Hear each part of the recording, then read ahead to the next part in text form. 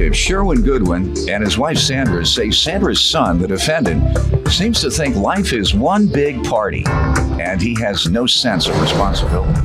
Sherwin says the only time the defendant calls them is when he needs to borrow money, and they're suing him today for loans. Defendant Danny Straley Jr. says his grandmother raised him because Sandra got married when she was 12, gave birth to him when she was 13, and his father was 17. And 5 years later, his father died. Danny says until this week, he hadn't seen his mother in 8 years, and he insists they're suing for more than he owes. Start with you. Danny just seems to think, that life is just one big party and an adventure each and every day. That's my kind of guy. No, just kidding. Where do you know him from? Well, this is my wife, Sandra. It's Danny's mother. And, Your Honor, I've known Danny for about 19 years now.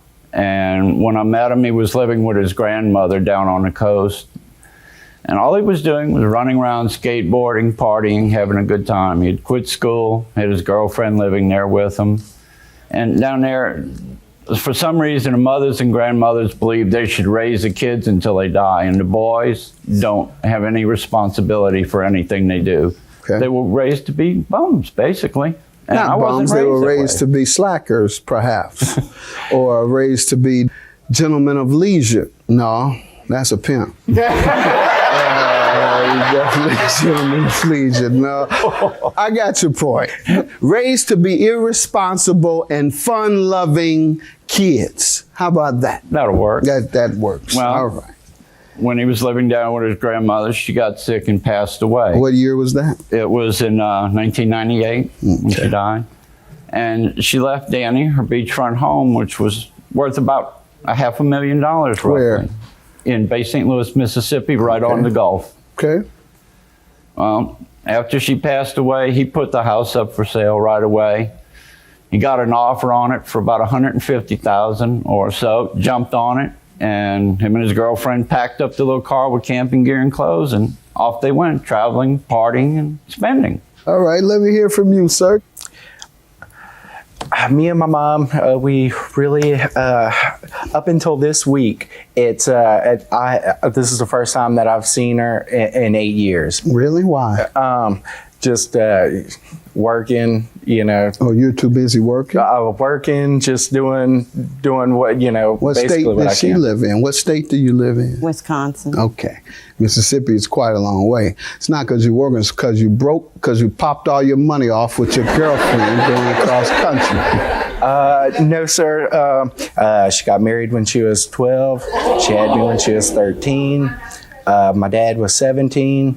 5 years later, he passed away. How? He got into a car accident, and he ran into the back of a hearse.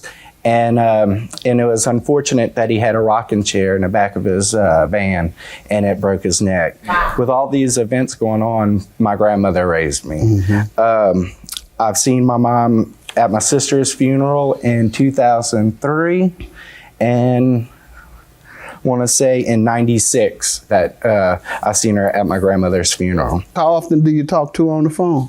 Maybe once a year, once every 2 years, Ma'am, has anything happened that caused you and your son to talk only once a year? We just live so far apart. Oh, and the phone bill? All right, good enough. Plaintiff Sherwin Goodwin and his wife Sandra are suing Sandra's son, who says until this week, he hadn't seen his mother in 8 years. Let me get back to you about the loans in particular. Well, Your Honor, it's started in 2004 with this set of them and goes through 2007.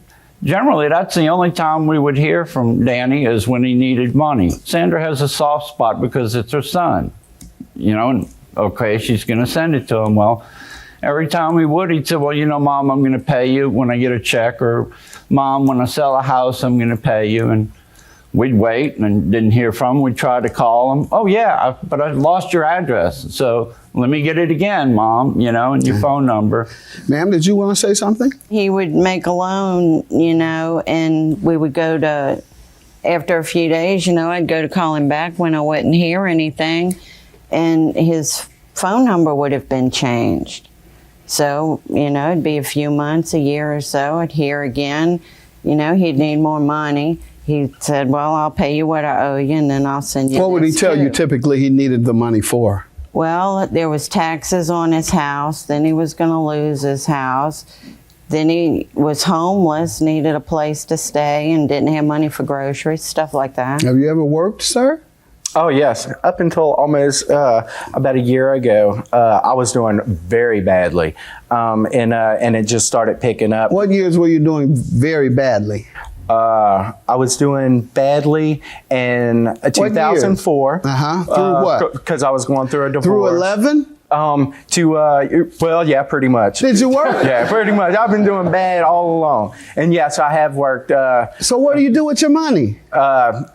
Bills Parties. and just, that's pretty much it. So why do you have to ask her? You're just living beyond your means? You ghetto fabulous? No, absolutely What not. are you spending your money on? No, absolutely not. Just bills, child support, different. I mean, just. How many children do you have? It goes. I got two kids. Are you caught up on your child support? Yes, I was doing construction for 4 years. So you do a job. If you save I don't know what you're doing with your money. You're a beerhead, dope fiend, alcoholic. No, absolutely. You're doing not. something with your money. The recession didn't start until 08. I've been doing very. They allege they loan you $2,480 that you have failed to repay. Is that true? No. And the only things that I've gotten from them was in like January, February in 2007 was $300 and something because I needed money to pay my house note. Two different times in 04, they sent me some money for gas because I didn't have money for gas. How much for gas? Hold on. How much for gas? I got $60 down here. That's all you've ever borrowed? Yeah. And as far as I know, and what do you mean as far as you know? That's it. As far as you know, you definitely know. I didn't get a divorce until 2004, and I was fine. After the divorce, I did bad. She helped me out on some money. Today you're suing him for $2,480. Well, we have a breakdown, yes, sir, for it, and we have the receipts that we have. When we first started Sandra, being her son, we didn't even keep the receipts. He was going to pay it in a reasonable amount of time, we thought. And when we started not getting paid, I started getting aggravated, but it's her son. So What do you have? to avoid keeping arguments, I sent the money, Your Honor. But yeah, he didn't get money, but we sent it to bank accounts, Western Union, and delivered it to him. Plaintiff Sherwin Goodwin and his wife Sandra are suing Sandra's son, who says until this week he hadn't seen his mother in 8 years. This is Western Union. This was on, this was in 04. You all are giving me the day before. You also sent $80. Okay. Then, sir, in 04, August of 04, they also, Western Union, $224. Do you recall that? No, sir. All right, take a look at it and look at your name. Okay. Western All Union. right, here's another one directly to your account. I haven't had a bank account since I got divorced. Look and then tell whoever sent that you want your money because they sent it to you. Yeah. This is the checking account. They said they sent it to your checking account. I'm looking right at it. And that was $300. Another one for $500. It wouldn't be so bad like when we had the money, we didn't mind doing it. But we got to the point where we had a lot of surgeries. We lost everything in Katrina. And you can look right after Katrina, he was hitting us up for money constant. Right. Judgment for the plaintiffs, $2,480. You just straight out lied and you're manipulating your parents. Be a man, sir. Have a good day. Well, you're my one and only son. I love you, Oh, yeah, absolutely. Yeah, you know.